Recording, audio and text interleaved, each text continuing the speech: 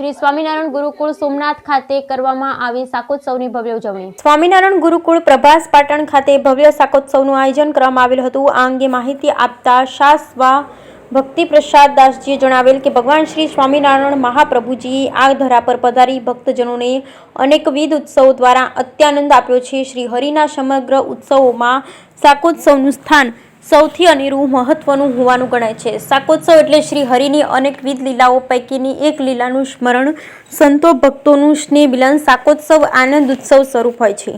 શ્રી હરિના દિવ્ય શાકોત્સવનું સ્મરણ પુનઃ થાય અને ભક્તિનું બળ વિશેને બુદ્ધિને પામે તે માટે શાકોત્સવનું આયોજન થાય છે। શ્રી સ્વામિનારાયણ ભગવાને શાકોત્સવ કરી લોક દ્રષ્ટિથી રીંગણને ગળે વળગાડી અને અમર કરી દીધું। એ સમયે પ્રભુએ રીંગણાનું શાક બનાવીને સંતો તેમજ હરિભક્તોને પીરસ્યું હતું। પ્રભુએ નિત્યાનંદ સ્વામી પાસે લાડુ બનાવ્યા અને એ પણ પીરસ્યા। 202 વર્ષથી ચાલી આવતી શાકોત્સવની પરંપરાની સોડમ દરિયા પાર પણ પહોંચી ગઈ છે। આજના દિવસે રાખવામાં આવેલ સત્સંગ સભાનું સંચાલન શાસ્વ રામ સ્વરૂપ દાસજી દ્વારા કરવામાં આવ્યું। તેમજ આજની સત્સંગ સભાના વક્તા પદે શાસ્વ ભક્તિ કિશોરદાસજી રહ્યા હતા, જેમણે પોતાના વક્તવ્યમાં જણાવ્યું હતું કે 202 વર્ષ પૂર્વે શ્રી સ્વામિનારાયણ ભગવાને પ્રિય સખા ભક્ત સુરાખાચરના ગામ લોહિયામાં શાકોત્સવ કર્યો। એ લીલાનું આબેહૂબ વર્ણન કર્યું હતું।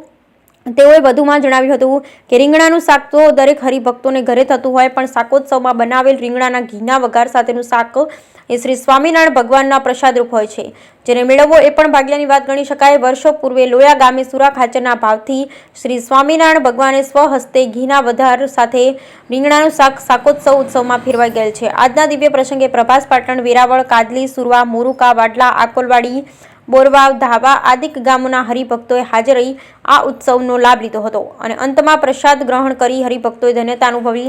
આજના સમગ્ર ઉત્સવનું આયોજન તથા સંચાલન સ્વામી ધર્મકિશોરદાસજી તથા શાસ્વ સૂર્યપ્રકાશ દાસજી દ્વારા કરવામાં આવ્યું। બ્યુરો રિપોર્ટ મંટરાંગ ગીર સોમનાથ। જય શ્રી સ્વામિનારાયણ। શ્રી સ્વામિનારાયણ ગુરુકુલ સોમનાથને આંગણે અતિ ભવ્ય અને દિવ્ય શાક ઉત્સવ આપણે ઉજવી રહ્યા છીએ, જેના માર્ગદર્શક એવા પરમ પૂજ્ય શાસ્ત્રી સ્વામી ભક્તિપ્રકાશ દાસજી સ્વામી, જેઓ આ ઉત્સવના માધ્યમથી સમાજની અંદર અને દેશની અંદર એક એવો સંદેશો આપવા માગી રહ્યા છે કે જે ભગવાન સ્વામિનારાયણથી 200 વર્ષ પૂર્વે એવો સંદેશો આપેલો કે શાક ઉત્સવ એટલે કે જમણવાર છે, એમાં એક સમાજ ભેગો થાય અને ભેગો થઈ અને કંઈક એવા કાર્ય કરે કે જેનાથી દેશની અને સમાજની ઉન્નતિ થાય।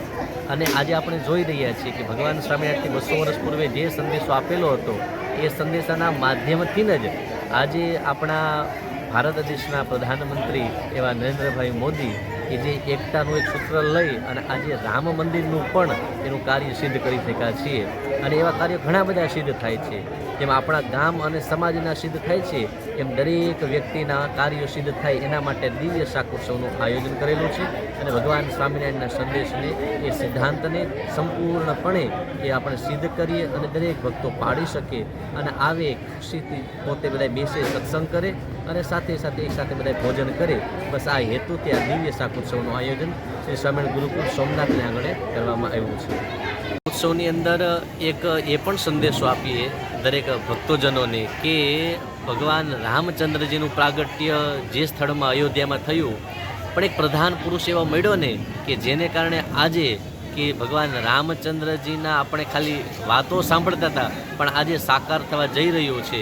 134 વર્ષથી જેની રાહ જોતા હતા ને એ આજે પૂર્ણ થયો છે અને એ દિવસે કહેતા કે જે 22મી જાન્યુઆરી એટલે આપણો એક ઉત્સવનો દિવસ છે, જેમ 26મી જાન્યુઆરીએ એમ 22મો દિવસ એટલે દરેક પ્રજા માટે પણ અતિ ઉત્તમ દિવસ છે અને એ દિવસે દરેક ભક્તો પોતાના ઘરે રહી દીપ પ્રજ્વલિત કરે, રામધૂન કરે અને એની સાથે કહેતા કે આપણે પણ આ દેશની સાથે જોડાયેલા છીએ અને કહેતા કે એ જ કાર્ય દરેક ભક્તો કરી શકે એવો આજનો સંદેશો પાઠવીએ છીએ આ શાકોત્સવ નિમિત્તે।